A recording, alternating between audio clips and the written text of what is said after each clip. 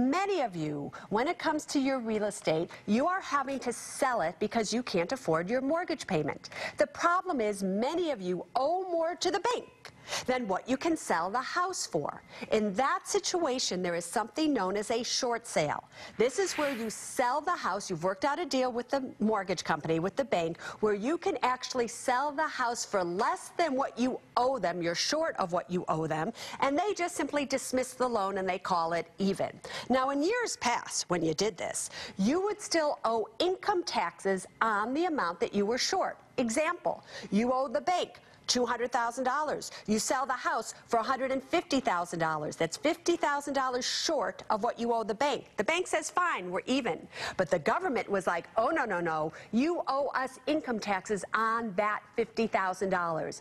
Now, it has been signed into law that if you have a short sale, for the next 3 years, you do not owe income taxes on the amount of money that you were short. Take note of that, everybody, because that is a serious change. Number two, what also has changed is that many of you, when you buy a home, you don't have 20% to put down. And when you don't have at least 20% to put down, you need to pay something called PMI, private mortgage insurance. Now, there are ways around private mortgage insurance, but for those of you who are paying PMI, if you make under $100,000 a year, you can take your PMI off fully off of your income.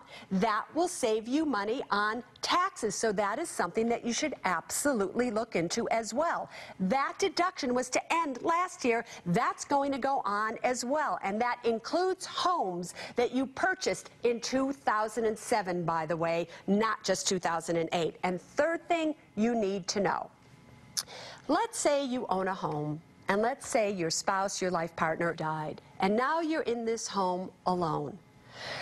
Normally what would happen is when you've lost your spouse, your life partner, and you own a home, you have also lost their deduction, their ability to claim that $250,000 of capital gains that they got as well as you got. So rather than being able to claim $500,000 of a gain off of your taxes from this home, you'd only be able to claim $250,000. Now the law has changed. If you have lived in your house for at least 2 out of the past 5 years, if that house has been and is your primary residency, and you lost your life partner or your spouse, you can still claim the total $250,000 that they would have had. So you could claim a total $500,000 exemption in capital gains if you have that in the house, if you have sold your house within 2 years after that person has died. So those are 3 really, really important changes that you need to take note of when it comes to taxes, the subprime mess, and your real estate.